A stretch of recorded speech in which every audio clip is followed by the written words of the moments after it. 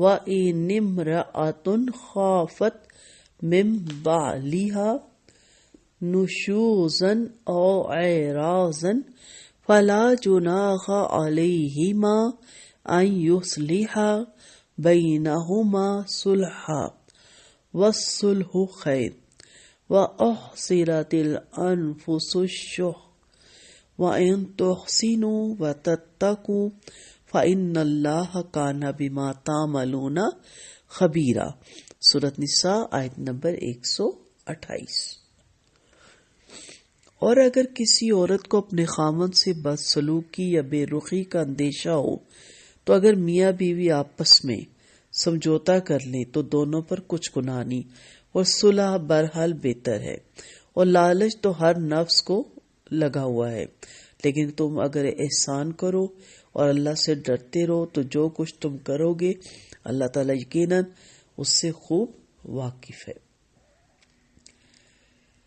زوجین کا باہمی سمجھوتا. سیدنا عائشہ رضی اللہ عنہا اس آیت کا مطلب یہ بیان فرماتی ہیں، مثلاً ایک شخص کے پاس عورت ہو جس سے وہ کوئی میل جول نہ رکھتا اور اسے چھوڑ دینا چاہیے، اور عورت کہ اچھا میں تجھے اپنی باری یا نان نفقہ معاف کر دیتی ہوں مگر مجھے طلاق نہ دے. یہ آیت اس باب میں اتری. سیدنا ابن عباس فرماتے ہیں سیدہ سودا رضی اللہ عنہا کو اندیشہ ہوا کہ آپ صلی اللہ علیہ وسلم انہیں طلاق نہ دے دیں، تو انہوں نے آپ سے کہا مجھے طلاق نہیں دیجیے، اپنے پاس ہی رکھیے اور میں اپنی باری عائشہ کو دے دیتی ہوں. چنانچہ آپ صلی اللہ علیہ وسلم نے ایسا ہی کیا. اس وقت یہ آیت نازل ہوئی، گویا میاں بیوی جس شرط بھی پہ صلح کر لیں وہ جائز ہے. یہاں لالچ سے مراد صرف مال و دولت کا لالچ نہیں بلکہ اس میں تمام مرغوبات نفس شامل ہے، جیسے کہ عید حدیث نمبر 2 سے معلوم ہوتا ہے. یعنی اگر عورت اپنے خاوند کی پسند کو سامنے رکھے گی تو یقیناً مرد کا دل بھی نرم ہو جائے گا اور صلح کے امکانات روشن ہو جائیں گی. یعنی اگر تم بغیر کسی لالچ کے، پھر یہ بھی کہا گیا کہ اگر تم بغیر کسی لالچ کے محض اللہ سے ڈر کر اپنی بیوی سے بے سلوک کرو اور اسے طلاق نہ دو تو اللہ اسے یقیناً تمہیں اس احسان کا بدلہ دے گا. وَإِنِ امْرَأَةٌ خَافَتْ، نشوزہ تک کا مطلب ہے زیادتی، لڑائی جھگڑا، اعراض، بے رخی. نشوز یا اعراض یہ ہے کہ اس سے بدسلوکی کرے، اس کو حقیر سمجھے، اس کے پاس اٹھنا بیٹھنا چھوڑ دے، اسے نان نفقہ نہ دے، مارنے کے بہانے تراشے، یا اس کے پاس اور بیوی ہے جسے وہ زیادہ چاہتا ہے اس لیے اس کی طرف توجہ کم ہے. تو اس صورت میں 2 ہی صورتیں ہو سکتی ہیں.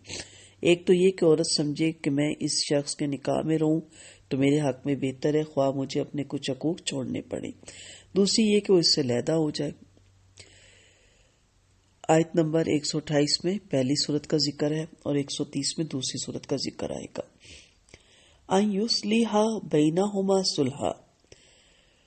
صلح سے معلوم ہوتا ہے کہ میاں بیوی آپس میں کس طریقے سے بھی صلح کر لیں تو ان پر کوئی گناہ نہیں. عائشہ رضی اللہ عنہ بیان کرتی ہے کہ کسی مرد کے پاس کوئی عورت ہوتی اور اب وہ اس سے مزید نہ رکھنا چاہتا اور طلاق دینے کا ارادہ کرتا تو عورت کہہ دیتی کہ مجھے طلاق نہ دے، اپنے نکاح میں رہنے دے، میں اپنی باری کے بارے میں تمہیں اجازت دیتی ہوں کہ تو جس بیوی کے ساتھ چاہے رہی. چنانچہ آیت اس سلسلے میں نازل ہوئی. عبداللہ بن عباس رضی اللہ عنہ بھی اس کو لیتے ہیں کہ حضرت سودا کی جو روایت ابھی میں نے نقل کی کہ اس پر بھی یہ آیت اتری. بہرحال دونوں چیزیں صلح ہیں، دونوں جائز ہیں. عائشہ رضی اللہ عنہ سے روایت ہے کہ جب سودا بنت زمامہ رضی اللہ عنہ عمر رسیدہ ہو گئی تو انہوں نے اپنا دن عائشہ کو ہبہ کر دیا. وَالصُّلْحُ خَيْرٌ، یعنی صلح ہر حال میں بہتر ہے کیونکہ شیطان اپنے کرندوں میں سے اس کرندے کو اپنے قریب کر کے شاباش دیتا ہے جو میاں بیوی کے درمیان علیحدگی کروا دے. وَأُحْصِرَتِ الْأَنفُسُ الشُّحَّ، اس کے معنی بخل جس کے ساتھ ہرس بھی ہے. یعنی انسان کا بخل اور لالچ تو فطری عمل ہے. مرد کا شوق یہ ہے کہ عورت سے فائدہ اٹھائے مگر اس کے پورے حقوق ادا نہ کرے، اور عورت کا بخل یہ ہے کہ مہر اور نان نفقہ تو پورا وصول کرے مگر حقوق ادا کرنے میں کوتاہی کرے. اور پھر اللہ نے کہا وَإِن تُحْسِنُوا وَتَتَّقُوا، یعنی اس لالچ کے جذبے کے باوجود اگر میاں بیوی ایک دوسرے سے احسان اور فیاضی کا سلوک کرے اور اللہ سے ڈرتے رہے تو اللہ کے ہاں ان کا اجر ضرور پائیں گے جو ان کے ہر عمل سے پوری طرح باخبر ہے۔